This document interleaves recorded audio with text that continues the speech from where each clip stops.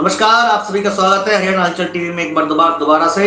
और हम बात कर रहे थे इससे पहले की वीडियो में आपने देखा था कि मेवात की जो तीनों विधानसभा सीट है, नूह जिले की विधानसभा सीट है जो गुरुग्राम लोकसभा में पड़ती हैं। नूह, फिरोजपुर और बनाना, उनके बारे में किस तरह से हमने विश्लेषण बता दिया है आपको कि वहां पर कौन जीत रहा है। और अब बात कर रहे हैं गुरुग्राम की जिले की जो विधानसभा सीट है गुरुग्राम लोकसभा में जो पड़ती है। सबसे पहले बात करेंगे हम, आशीष जी हमारे साथ जुड़े हुए हैं लगातार सोना विधानसभा सीट की। सोना के बारे में हमने थोड़ी चर्चा पहले भी की थी, किस तरह से जो संजय सिंह जो है विधायक सोना से जो रहे थे पहले, उनकी टिकट काट दी थी और तेजपाल तंवर को टिकट दी है और संजय सिंह नूह से लड़ रहे हैं। अब संजय सिंह तो नूह से लड़ रहे हैं, संजय सिंह जो बंसल जी को समर्थन उन्होंने दिया था। तो क्या लग रहा है कि सोना में जो टक्कर है तेजपाल तंवर और कांग्रेस के जो प्रत्याशी रोहतास खटाना की, किस तरह से आप देख रहे हैं आशीष जी? देखो, सोना विधानसभा क्षेत्र में बड़ा रोमांचक बना हुआ है चुनाव। और यहाँ सीधे सीधे जो टक्कर दिख रही है, अपने बंसल जी ने जो अपना समर्थन किया है वो तेजपाल जी को किया है, जो भाजपा प्रत्याशी हैं। तो हमारी जो कांग्रेस प्रत्याशी हैं और भारतीय जनता पार्टी के प्रत्याशी हैं, उन दोनों में सीधी टक्कर देखने को मिल रही है और कुछ भी संभव है। तो लग रहा है यहाँ पे कि भाई बीजेपी प्रत्याशी टक्कर की स्थिति में है। और लेकिन क्योंकि कांग्रेस लगातार ये कह रही है कि उनके पक्ष में माहौल है, तो कांग्रेस इस सीट को निकाल भी सकती है, ऐसा देखने में आ रहा है। दूसरी सीट की बात करें जो सबसे बड़ी हॉट सीट बनी हुई है, अब बात आ जाता है शहर की विधानसभा गुरुग्राम विधानसभा पे। और गुरुग्राम विधानसभा में जो त्रिकोणीय मुकाबला, जो नवीन गोयल निर्दलीय जो कभी भारतीय जनता पार्टी में थे, उन्होंने पूरा बना दिया और बड़े बड़े नेताओं को यहाँ पसीने छूट रहे हैं। अमित शाह ने रैली की, पीयूष गोयल ने रैली की और उन्होंने इशारों इशारों में ये इस तरह से कहा कि हम कह रहे हैं नवीन गोयल को आ जाए, नहीं तो उनको अंजाम भुगतना पड़ेगा। तो इस तरह से बातें कही गई।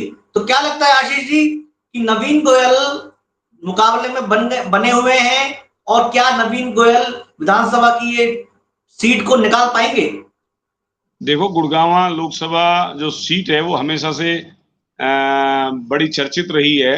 और यहाँ तक बात अगर हम करते हैं तो बीते चुनावों में भारतीय जनता पार्टी के पक्ष में थी और उससे पहले भी भारतीय जनता पार्टी के पक्ष में थी। एक बार हमारे उमेश जी अग्रवाल थे, तो दूसरी बार हमारे सुधीर जी जो एडवोकेट हैं वो थे। बाकी इस बार भी देखने को मिल रहा है कि नवीन गोयल जो जी थे, उन्होंने बड़े लंबे समय से संघर्ष किया और गुड़गांव की सीट मांग रहे थे, परंतु राजनीतिक कारणों के चलते उनको प्रत्याशी नहीं बनाया गया भारतीय जनता पार्टी द्वारा।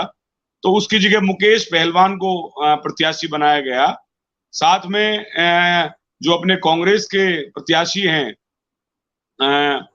तो तीनों ही प्रत्याशी आज इस स्थिति पे आ गए हैं कि नवीन गोयल जी की अगर बात करें तो बड़े ही तेजी से वो आगे बढ़ रहे हैं। और ये भी नहीं कहा जा सकता कि नवीन गोयल जी भी इसमें बाजी मार सकते हैं, जबकि मुकेश जी और कांग्रेस प्रत्याशी भी पूरी मेहनत के साथ लगे हुए हैं। बाकी ये एक इतिहास ही रचा जाएगा, जो कि एक इतिहास के स्वर्ण अक्षरों में लिखा जाएगा कि नवीन गोयल ने एक भारतीय जनता पार्टी के प्रत्याशी के लिए बड़ी मुश्किल खड़ी कर दी है। और इतना भी हो सकता है कि नवीन गोयल वहां से सीट भी निकाल सकते हैं, इसमें भी कोई ऐसा संदेह नहीं किया जा सकता। अरे बिल्कुल आप सही कह रहे हैं। राजनीतिक हलकों में पूरे हरियाणा प्रदेश में मेरी बात हो रही थी, कहा जा रहा है कि नवीन गोयल इस सीट को जीत सकते हैं। बिल्कुल हरियाणा हलचल पर आपको बता रहे हैं हम, नवीन गोयल गुरुग्राम विधानसभा सीट को निकाल सकते हैं। राव इंद्रजीत जो है गुरुग्राम की सांसद हैं, आशीष जी बिल्कुल पैनी नजर रखते हैं मेवात के और गुरुग्राम के क्षेत्र पे। राव इंद्रजीत ने लगातार मेहनत की और उन्होंने संगठन से भी टिकटों की मांग की थी और अपने अपने प्रत्याशियों को लड़ाने के लिए उन्होंने लगातार पूरा जो है अपनी शक्ति दिखाई। कितने वो सफल हुए और राव इंद्रजीत लगातार मेहनत कर रहे हैं। बादशाहपुर की बात करें तो बादशाहपुर में राव नरवीर का और राव इंद्रजीत का 36 का आंकड़ा है, लेकिन बादशाहपुर में किस तरह से मुकाबला बना हुआ है। राव नरवीर है यहाँ पे, कांग्रेस से वर्धन यादव है और राकेश दौलताबाद जो दुर्घटना में एक्सपायर हुए थे, उनकी पत्नी कुमुदनी दौलताबाद मैदान में है। तो क्या किस तरह से समीकरण बादशाहपुर का लग रहा है? देखो, बीते समय में बादशाहपुर की अगर हम बात करें तो पहले राकेश दौलताबाद जी हमारे यहाँ से विधायक थे और इस बार अगर हम बात करते हैं तो इसमें सीधी टक्कर इस बार राव नरवीर में और कांग्रेस प्रत्याशी जो वर्धन हर्ष हैं उनमें है। और वो राकेश दौलताबाद की जो धर्मपत्नी है वो चुनाव से लगातार पिछड़ती हुई दिखाई दे रही हैं, उसकी कमी खल रही है। बाकी फिर भी इसमें भारतीय जनता पार्टी काफी आगे है और राव नरवीर जी इसको सीट को निकालते हुए देख रहे हैं। अगर हम राव इंद्रजीत सिंह की बात करें तो इनका 36 का आंकड़ा है, इसमें कोई दोहराए नहीं, परंतु राव इंद्रजीत सिंह भारतीय जनता पार्टी की सरकार को देखना चाहते हैं और इसके लिए वो पूरी मेहनत कर रहे हैं कि उनका प्रत्याशी जीते। जी बिल्कुल, राव इंद्रजीत कई मोर्चों पर कह चुके हैं क्योंकि उनकी अनदेखी पार्टी के अंदर हो रही है और मुख्यमंत्री पद के राव इंद्रजीत भी दावेदार हैं। लगातार हरियाणा के हलकों में चर्चा है कि अगर, हालांकि भारतीय जनता पार्टी ने संगठन ने ऐलान कर दिया कि नायब सिंह सैनी मुख्यमंत्री होंगे, लेकिन अगर कई सीटों में इधर उधर होता है तो राव इंद्रजीत की सीटें अगर मजबूत तरीके से आती हैं तो राव इंद्रजीत भी आने वाले, क्योंकि राजनीति में कहा नहीं जा सकता, राव इंद्रजीत भी दावेदार हो सकते हैं। अगर बात करें अगली विधानसभा सीट की, जो कि पटौदी विधानसभा सीट है, यहां से अब की बार महिला जो है उम्मीदवार दोनों के मैदान में है। भूपेंद्र चौधरी जो कांग्रेस के जो विधायक पहले रहे, उनकी बेटी परल चौधरी मैदान में है और विमला चौधरी बीजेपी से मैदान में है। दोनों के बीच में सीधी टक्कर देखी जा रही है। तो क्या लग रहा है कि कांग्रेस यहां से बाजी मार सकती है? देखो, इसमें साफ तौर से मैं बताऊं आपको, इसमें राव इंद्रजीत सिंह का पटौदी विधानसभा में बड़ा हस्तक्षेप है और उन्हीं के कहने पर विमला चौधरी जो उनकी डेड वोटर थी उनको टिकट दी गई है। और जहां तक टक्कर की बात करें तो दोनों ही पार्टियों में टक्कर है। बाकी इसमें जो चुनाव भारतीय जनता पार्टी के पक्ष में दिखाई दे रहा है और विमला चौधरी जी इसमें हमें दिख रहा है कि शायद बाजी मार सकती है। देखिए बिल्कुल, पिछली बार जो बात करें आशीष जी, गुरुग्राम लोकसभा सीट में से भारतीय जनता पार्टी को विधानसभा चुनावों में 4 सीट हासिल हुई थी। तो क्या ये संख्या इस बार लग सकता है कि बढ़ रही है?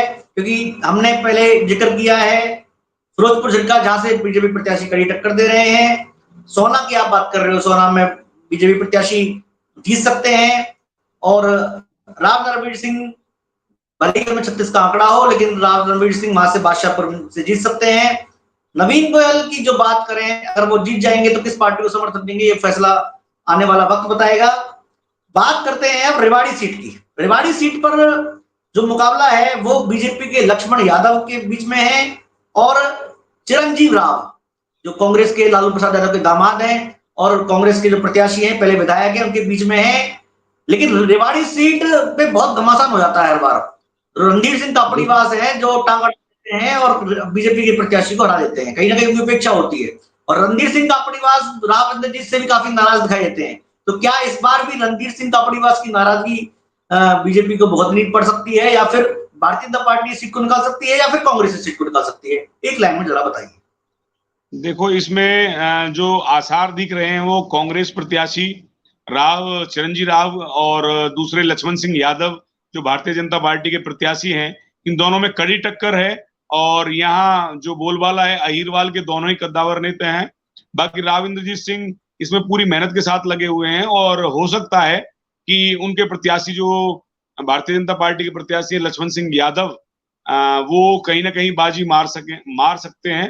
परंतु जहां तक कांग्रेस प्रत्याशी की बात करें तो वो भी मजबूत इस फील्ड में देखे जा रहे हैं, कुछ भी संभव हो सकता है। जी, भाजपा भारतीय जनता पार्टी की रेवाड़ी मुश्किल इसलिए भी है क्योंकि रेवाड़ी पर सतीश यादव जो है वो आम आदमी पार्टी से खड़े हुए हैं और आम आदमी पार्टी से लगातार बहुत जबरदस्त समर्थन उनको मिल रहा है।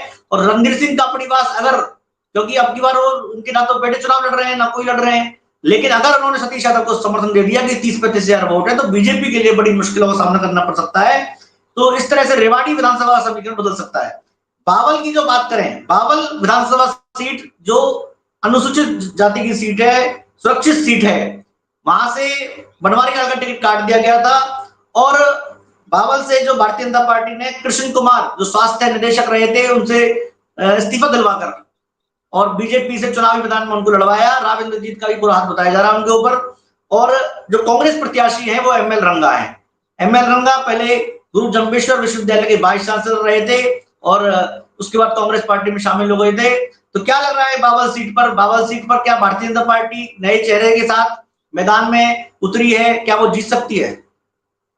देखो, भारतीय जनता पार्टी और कांग्रेस में दोनों में ही टक्कर है, और जहां तक बात करें तो दोनों ही प्रत्याशी नए हैं इस बार, और कहीं ना कहीं दोनों की टक्कर इस बार देखी जा रखी है। और अगर हम बात करें तो बनवारी लाल जी की, देखो बनवारी लाल जी यहाँ से पहले 2 बार विधायक चुने जा सके और मंत्री भी रह चुके हैं, परंतु जो हमारे इसमें भारतीय जनता पार्टी के प्रत्याशी वो काफी मजबूत हैं, और ये जो सीट है ये बड़े आराम से तो नहीं हम इसको कह सकते, बाकी फिर भी जो चांसेस हैं ज्यादा, वो चांसेस भारतीय जनता पार्टी के।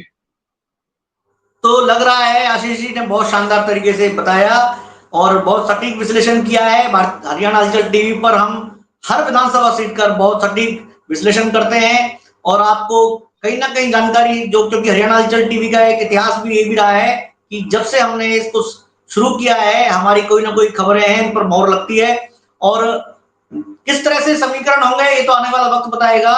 लेकिन कहीं ना कहीं लग रहा है कि भारतीय जनता पार्टी पिछले जो विधानसभा चुनाव हैं यहाँ पर ज्यादा नुकसान भारतीय जनता पार्टी को उठाना नहीं पड़ेगा, और लेकिन गुरुग्राम सीट जो है वो भारतीय जनता पार्टी के खाते में नहीं आ सकती, ऐसा लग रहा है।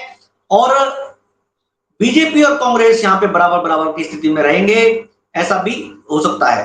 तो कुल मिला के कहानी ये है कि गुरुग्राम लोकसभा सीट पर भारतीय जनता पार्टी अपने पुराने प्रदर्शन को दोहराने जा रही है और बहुत ही रोचक और रोमांचक मुकाबला चल रहा है।